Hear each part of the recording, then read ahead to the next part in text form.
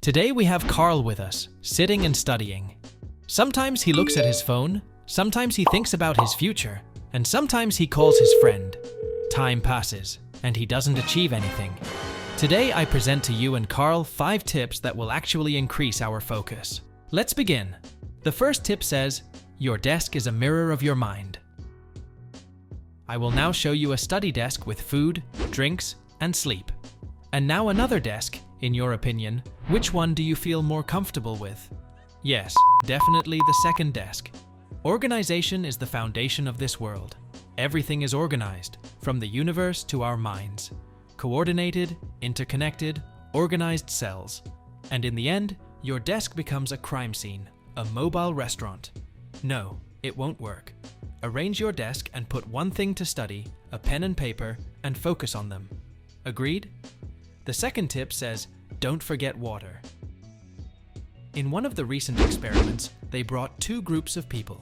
The first group started drinking water in ideal quantities, while the second group left it up to chance. After a week, they gave them a simple, similar test.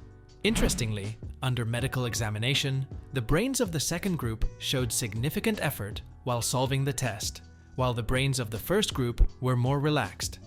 And the reason is simple. The body works, it produces toxins. If you don't drink enough water, these toxins will accumulate in your brain. And the most important thing, how many cups of water should we drink? Medically, the ideal quantity is 15 cups for males and 11 cups for females. And most of us don't drink these amounts.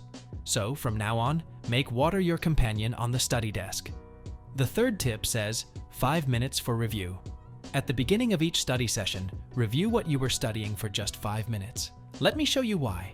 This is your mind from the inside, like a gold mine. This tunnel is a path created by the mind to store information in it. Now we took a break for half an hour and returned to studying. We will continue to build the path from where we left off. So, what's easier for your mind? To read the information and guide it to the path to complete it? Or let it search on its own and maybe create a path from scratch? It's very clear. So, do a quick review of what you were reading, and your mind will regain the path and continue on it. The fourth tip is called the law of filling. There is a law in life called the law of filling.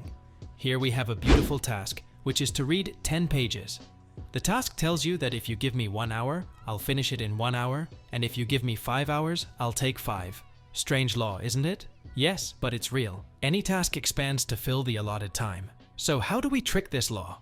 Let's say we will study for 1 hour. Set a large number of pages to study. Let's say 20 pages, and let your mind take responsibility. If it completes half of the number, that's excellent. Agreed? The fifth point is titled, Your Phone in Another Planet. Let me tell you something nice. When we sit down to study and have a page that we want to study, we must give it 100% concentration. By having our phone on the table, we immediately lose 30% of our focus. Surprised? I'll explain it to you. Your subconscious mind will keep wondering, when will the phone ring? Will there be any notifications? Take a look at your Facebook.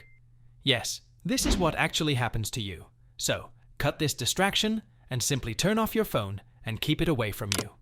Now, let's summarize our tips quickly. First, a tidy desk containing what we want to study. Second, always have a glass of water next to you. Third, review what you were studying at the beginning of each session. Fourth, set a big task to accomplish. Fifth, keep your phone in another room. Now it's your turn. Tell me, did the video help you? Even a little? Gadir was with you. I'm a doctor and I provide simple content. I hope it benefits you. Have a great day.